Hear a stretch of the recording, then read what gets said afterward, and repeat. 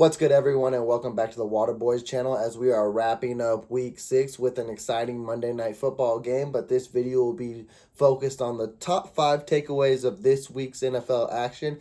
But before we dive into any of that, please do subscribe to the channel and like this video as we will keep you up to date on the latest NFL news and rumors.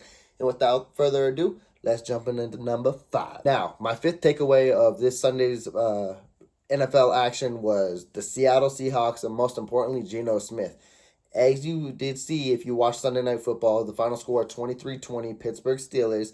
But my main takeaway out of this was Seattle will be in for a long season if Russ isn't going to come back soon. And they can hope that he could come back in a few weeks, but we'll just have to see how the finger is doing. But Geno struggled immensely in the game as well. If you paid attention in the first half, they didn't put any points on the board whatsoever. And then they finally started getting into a rhythm in the second half. But that was because they focused on the run. And then, unfortunately, Alex Collins did get hurt. So we'll have to see how that goes because they're already missing Chris Carson as well. And there's been rumors out there that they have had communications with Cam Newton, but nothing imminent as of right now.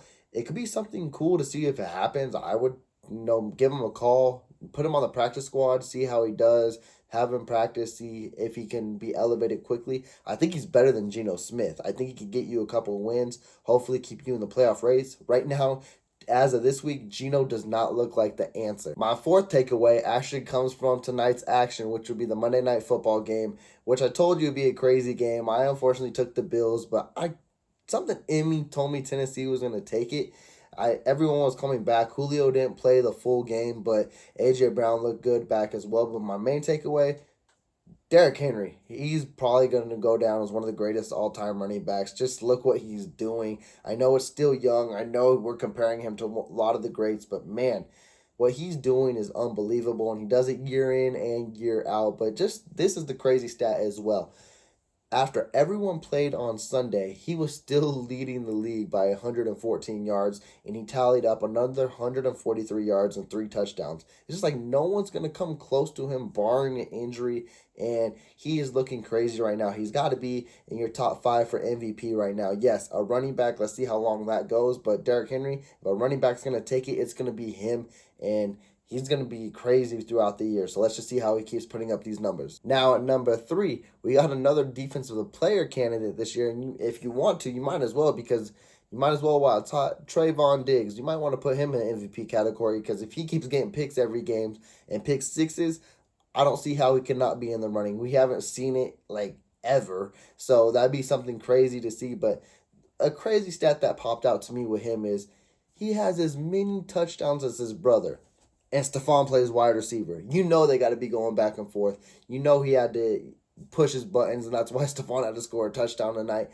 Unfortunately, in a loss. But what Trevon Diggs is doing, I don't want to say I don't ever see it because as a Chiefs fan, I remember when Marcus Peters hit the scene, he came out running, but it was nothing like what Trevon Diggs is doing as well. A pick in every game.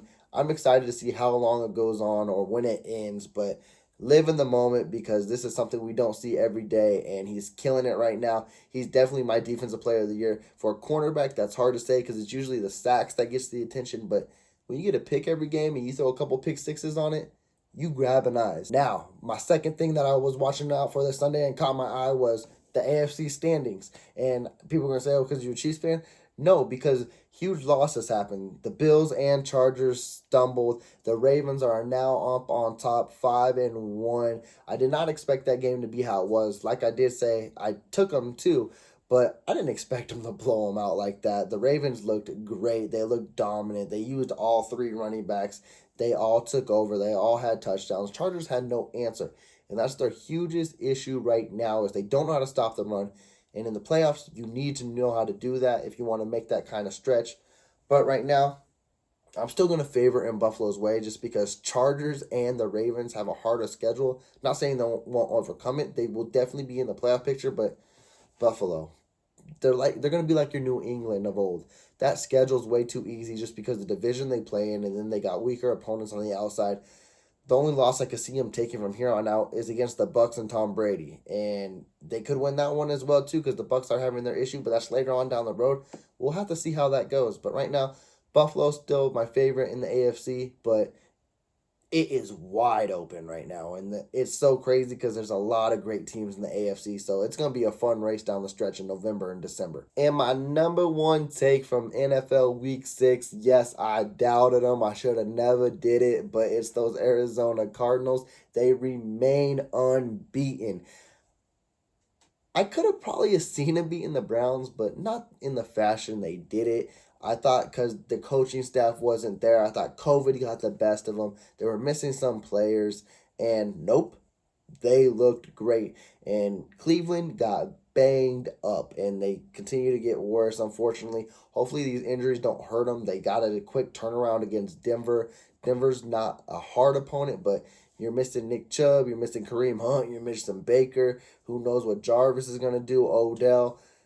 Cleveland is in disarray right now. Hopefully they can get healthy because they are a playoff team, but if they're going to be hurt, they could be in the outside looking in.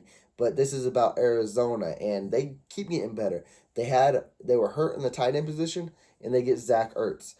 Add to that offense like they needed it already. Their defense is coming along together.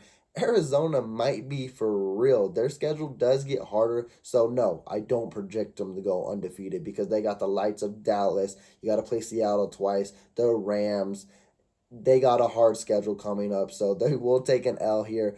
But right now, they got to be your favorites in the NFC. Their next game is Houston. They taking that one easily. So, keep your eyes out for Arizona because they not that sneaky anymore. With that, that will wrap up my top 5 takeaways for the NFL Week 6. Let me know down below if there was anything else that caught your guys' eye, or if you agree with me and Trayvon Diggs, or even Derrick Henry, or who's going to take the AFC, or is Arizona really going to run away with all this? But thank you guys for checking in. It has been great talking to you guys. And as again, I will catch you on the flip side. Take care.